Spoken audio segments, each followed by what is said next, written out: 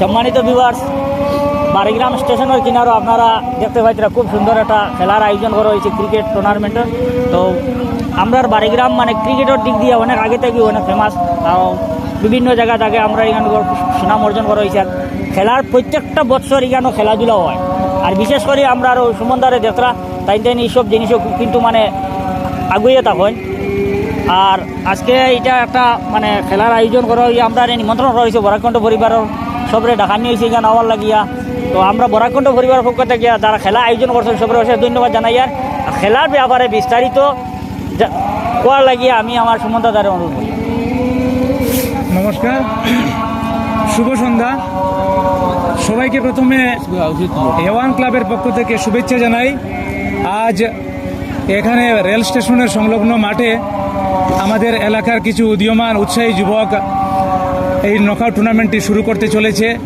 উদ্বোধনী ম্যাচে বাড়িগ্রাম এবং জুনাইপট্টির দুইটি টিম অংশগ্রহণ করছে। খেলা বর্তমানে মধ্যাবস্থায় আছে। আমি এবং আমার সহযোগী অর্ধেন্দু পাল আমরা আম্পায়ারিংয়ের দায়িত্বে আছি।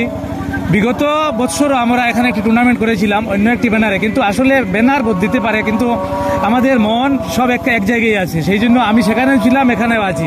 এবং আমরা সবাই এটা আশা রাখবো, আজ এই প্ল্যাটফর্মের মাধ্যমে সবার কাছে আবেদন রাখবো, যারা ক্রিকেট অনুরাগী আপনারা সবাই এই টুর্নামেন্টে অংশগ্রহণ করুন এবং টুর্নামেন্টটিকে আকর্ষণীয় করে তুলুন। জেলার যারা উৎসাহী খেলোয়াড়রা আছেন, টিম আছে, আপনারা এখানে আসুন, নাম নথিভুক্ত করান। ইতিমধ্যে 32টি টিম নাম নথিভুক্ত করিয়েছে, কারণ এই নাম অন্তর্ভুক্তিতেই বোঝা যাচ্ছে যে এখানে কতটুকু জনপ্রিয়তা আছে।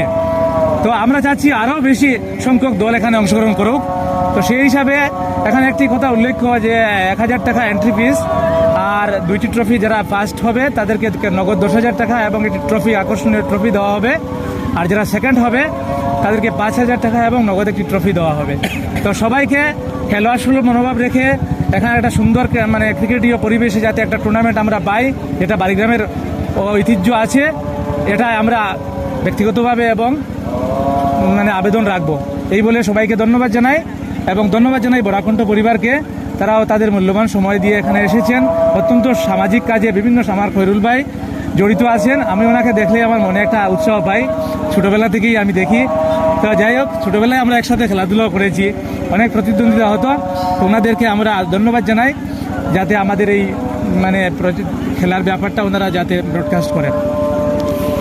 সর্বপ্রথম আমরা বরাকণ্ঠ পরিবারকে অশেষ ধন্যবাদ জানাই আমাদের অর্গানাইজিং কমিটির পক্ষ থেকে। এবং আমাদের সেই অর্গানাইজিং কমিটির মূল উদ্দেশ্য হচ্ছে মানুষদেরকে আনন্দ দেওয়া, এনজয়মেন্ট করা, সাথে সাথে মানুষের মধ্যে যে স্পোর্টস পার্সনের যে স্পিরিট, ভ্রাতৃত্ববোধের বন্ধন, সেটা আশা করি সেই খেলার মাধ্যমে সমাজের মধ্যে ছড়িয়ে পড়বে এবং এত অঞ্চলে খুব ভালো ভালো প্লেয়ারগুলো গড়ে উঠবেন।